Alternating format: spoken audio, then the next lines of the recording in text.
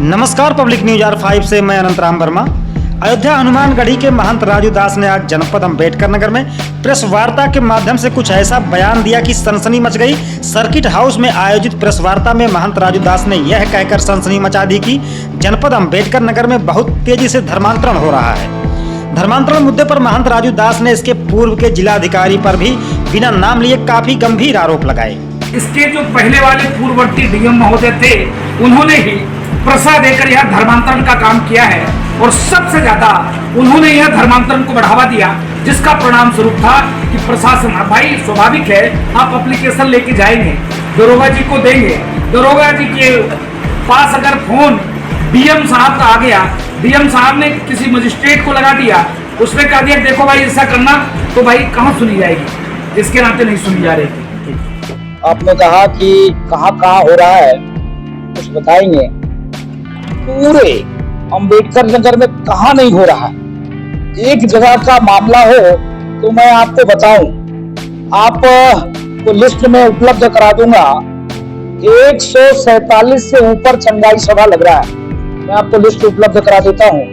इसके साथ साथ जिस प्रकार से धर्मांतरण हो रहा है, वो धर्मांतरण गंभीर विषय है और साइलेंटली हो रहा है, और जिसमें अधिकारी गण भी इसमें इन्वॉल्व है और विदेशी एंट्री जबरदस्त है। यहाँ पर बोलना मैं नहीं चाह रहा था, आपने कहा कि किस किस जगह पे हो रहा है बताएं। बहुत जगह हो रहा है, मैं नाम लेना नहीं चाह रहा हूँ और मैं आपको लिस्ट उपलब्ध करा दूंगा।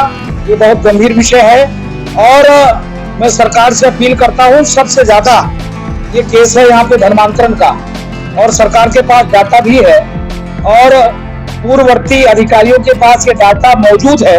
वर्तमान अधिकारी को भी मैं डाटा उपलब्ध करा दूंगा।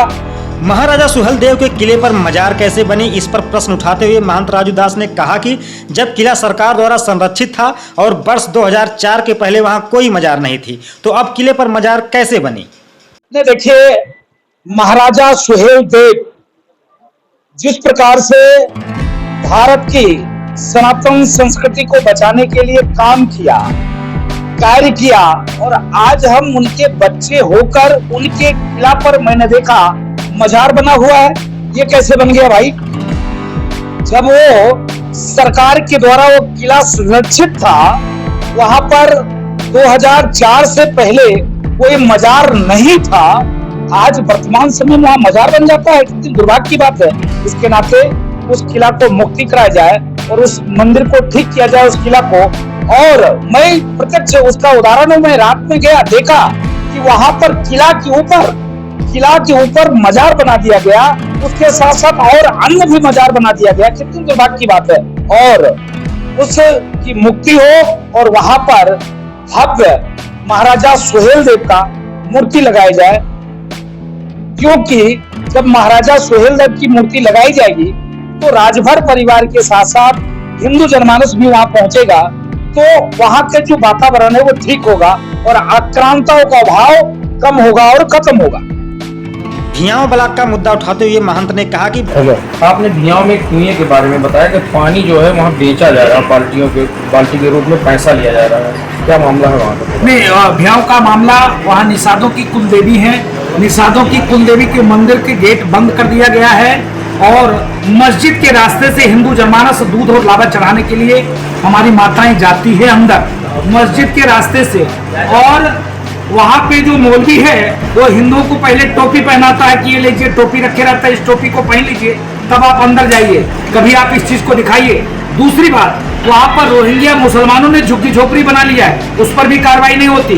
पास में वहाँ एक सिद्ध कुआं है, उस कुएं के जल से अगर व्यक्ति स्नान कर ले जाए तो उसका रोग मुक्त हो जाता है। उस कुएं का जल 20 रुपये बाल्टी बेचा जाता है। ये गंभीर विषय है, ये मैं अपने आंखों से देखा है और मैं वहां पर जाकर इस चीज का मुआयना किया है। ये बहुत गंभीर विषय है। लव जिहाद जैसे मुद्दे पर भी उन्होंने अपनी राय रखी। साथ ही उन्होंने कहा कि पाकिस्तान से आई हुई सीमा हैदर ISI की एजेंट है, शुद्ध रूप से ISI का एजेंट है। और मैंने शुरू में कहा, जिस दिन वो आई थी तभी मैंने बायोटेक जारी किया था, प्रशासन से निवेदन किया था कि वह एक आतंकवादी संगठन से जुड़ी हुई है इसकी जांच होनी चाहिए। मातृशक्ति के नाते हिंदुस्तान के लोग ने उसका सम्मान किया, लेकिन सम्मान का मतलब ये नहीं है हम पाकिस्तान के ऊपर भरोसा कभी कतई नहीं कर सकते, क्योंकि पाकिस्तानी का रहने वाला एक एक व्यक्ति शुद्ध रूप से हिंदुस्तान के बारे में उसकी विचार गलत है। वो पाकिस्तान की महिला है, हिंदुस्तान आई है, उसका जांच होनी चाहिए, क्योंकि मुझको शक है कि आतंकवादियों के द्वारा भेजी गई है और कुछ नहीं। विपक्ष की तमाम पार्टियों द्वारा गठबंधन किए जाने के मुद्दे पर बोलते हुए महंत राजू दास ने कहा कि ठीक है, 26 पार्टी की बैठक हुई, 26 पार्टी की बैठक में क्यों नहीं तय हुआ कि प्रधानमंत्री कौन बनेगा, ये राष्ट्र का नेतृत्व कौन करेगा? दम हो तो एक करके कोई दिखा दे, क्यों नहीं किया? ये शुद्ध रूप से ऐसा बैठक है कि सूर्य को दिया दिखाने जैसा ये बैठक था। इनके पास कोई विजन नहीं है, कोई रीजन नहीं है, कोई इनके पास भाव नहीं है।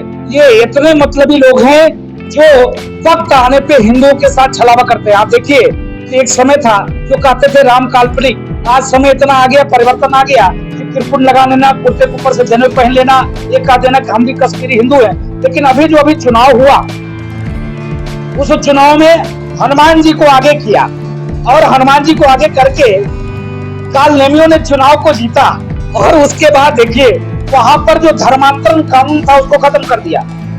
इससे क्या जाता है भाई, एक तरफ तो वहां पर जितना धर्मांतरण है, वहाँ धर्मांतरण से लोग आहत थे, वहाँ एक धर्मांतरण कानून बना, और आप हनुमान जी के सहारा लेकर आपने वहाँ का धर्मांतरण कानून खत्म कर दिया। तो मैं कैसे आपके ऊपर विश्वास कर सकता हूँ?